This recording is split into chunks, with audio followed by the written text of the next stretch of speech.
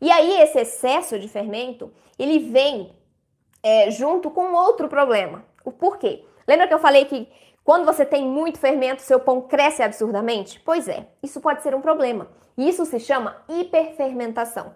Quando eu tenho uma hiperfermentação, ou seja, uma fermentação em excesso, né, eu tenho alguns problemas com a massa. Primeiro, eu vou ter problema com a estrutura, com a textura dessa minha massa, porque com o meu crescimento enorme, né? Eu vou esticar demais as minhas massas, as minhas ligações entre os ingredientes das massas, e eu vou acabar rompendo essas ligações de proteínas que são responsáveis por melhorarem a textura dos nossos pães. Por isso que um pão de fermentação dupla, ele tem uma textura mais densa, porque eu tenho um favorecimento nessas ligações proteicas dentro da massa, tá? Então, quando eu tenho uma hiperfermentação, eu estico muito essa massa e essas ligações acabam se rompendo. Então, eu tenho um prejuízo na textura desse pão. Outro problema que o excesso de fermento provoca na sua massa, justamente por esse crescimento absurdo, são os rompimentos, né? Já que eu estico demais a massa, eu rompo a estrutura, eu rompo a ligação, e aí eu tenho provocação de fissuras na minha massa, de craquelamento na minha massa, na parte externa.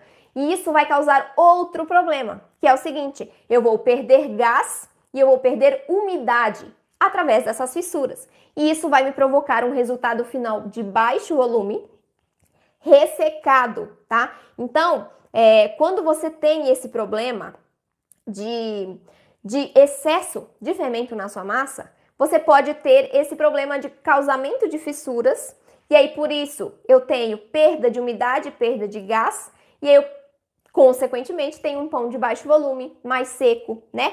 Que fica rachado. Já viu aqueles pães que ficam rachados em cima? Pode ser pelo excesso de fermento, pelo excesso de tempo de descanso da massa. Então, tem algumas razões. Só que a hiperfermentação provoca isso na sua massa. É muito importante considerar o percentual máximo de quantidade, né? De ingrediente, desse ingrediente que você deve adicionar à sua receita. Porque senão você pode ter um sabor forte de fermento. Não só sabor, né? O cheiro também fica forte de fermento. Eu já fiz pães que ficam assim, dá até azia. Não sei se você já teve, né?